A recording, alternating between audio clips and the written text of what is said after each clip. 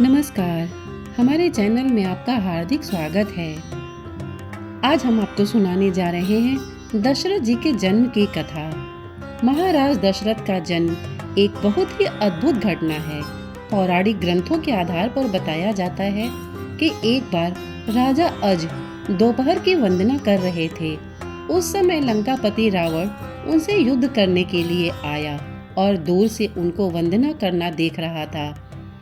राजा अज ने भगवान शिव की वंदना की और जल आगे अर्पित करने की जगह पीछे फेंक दिया। यह देखकर रावण को बड़ा आश्चर्य हुआ और वह युद्ध करने से पहले राजा अज के सामने पहुंचा तथा पूछने लगा कि हमेशा वंदना करने के पश्चात जल का अभिषेक आगे किया जाता है, न कि पीछे। इसके पीछे क्या कारण है? राजा अज ने कहा, जब मैं आंखें बंद करके ध्यान मुद्रा में भगवान शिव की अर्चना कर रहा था, तभी मुझे यहाँ से 1 योजन दूर जंगल में एक गाय घास चरती हुई दिखी और मैंने देखा कि एक सिंह उस पर आक्रमण करने वाला है। तभी मैंने गाय की रक्षा के लिए जल का अभिषेक पीछे की तरफ किया। रावण को यह बात सुनकर बड़ा ही आश्चर्य हुआ। रावण 1 योजन दूर वहाँ गया और उसने देखा कि एक गाय हरी घास चर रही है, जबकि शेर के पेट में कई बाड़ लगे हैं।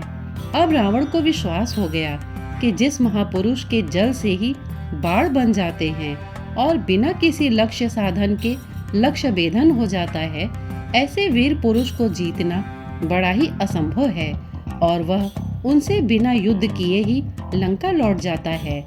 एक बार राजा अज जंगल में भ्रमण करने के लिए गए थे तो उन्हें एक बहुत ही सुंदर सरोवर दिखाई दिया।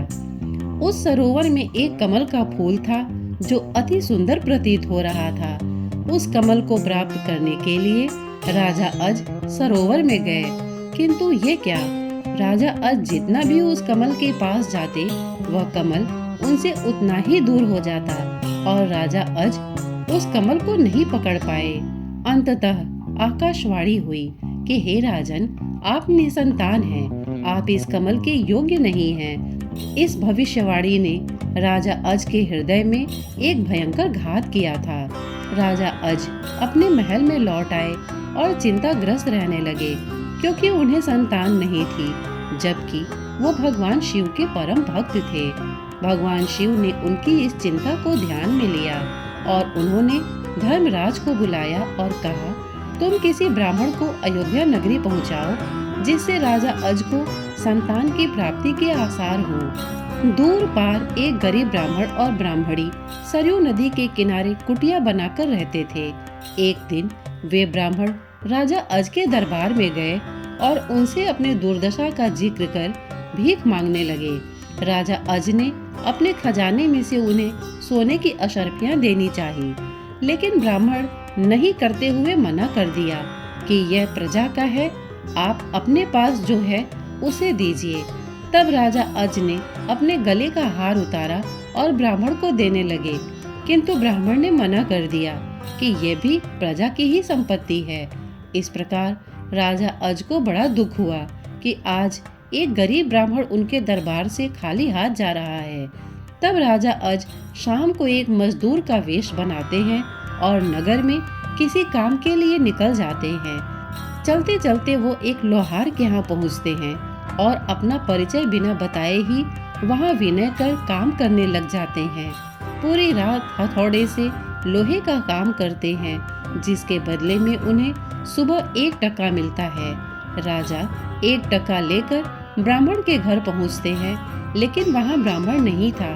उन्होंने वह 1 टका ब्राह्मण की पत्नी को दे दिया और कहा कि इसे ब्राह्मण को दे देना। जब ब्राह्मण आया तो ब्राह्मण की पत्नी ने वो टका ब्राह्मण को दिया और ब्राह्मण ने उस टका को जमीन पर फेंक दिया। तभी एक आश्चर्यजनक घटना हुई।